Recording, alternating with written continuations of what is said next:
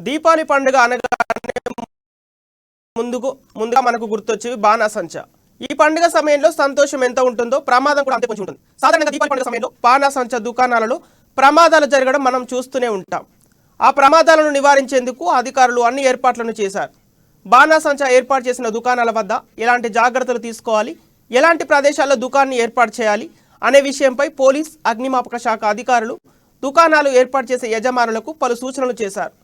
కార్తీక పౌర్ణమి వరకు టపాసులకు దుకాణాలు కొనసాగనున్న తరుణంలో జాగ్రత్తగా ఉండాలని ఫైర్ స్టేషన్ అధికారులు పేర్కొన్నారు.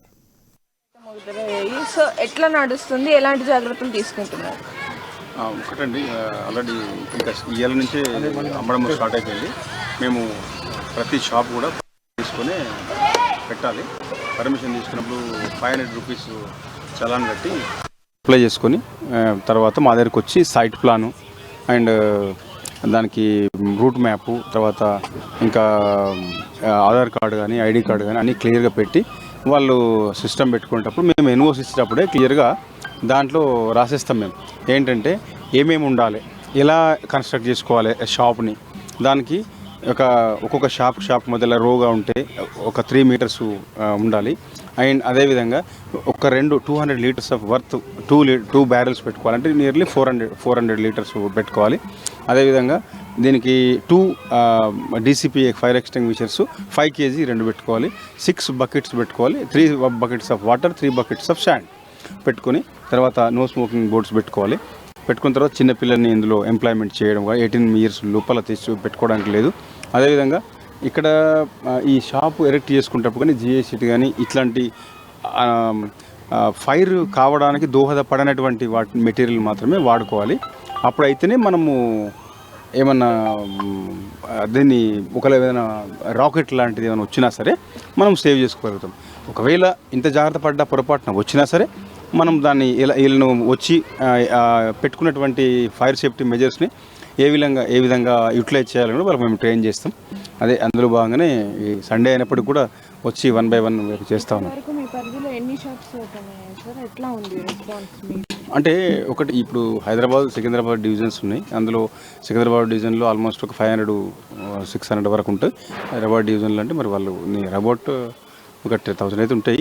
బట్ అది ఇంకెంత వచ్చినా మాకు క్లారిటీగా తెలియదు. ఇంకా అదంతా department will announce after festival. అంటే ఎవరైనా ఇప్పటి వరకు మీ పరిధికి వచ్చినంత వరకు ఇట్లా పర్మిషన్స్ లేని షాప్స్ కానీ లైసెన్స్ లేనివి కానీ ఏమైనా ఉండే అవకాశాలు ఏమైనా ఉంటాయి?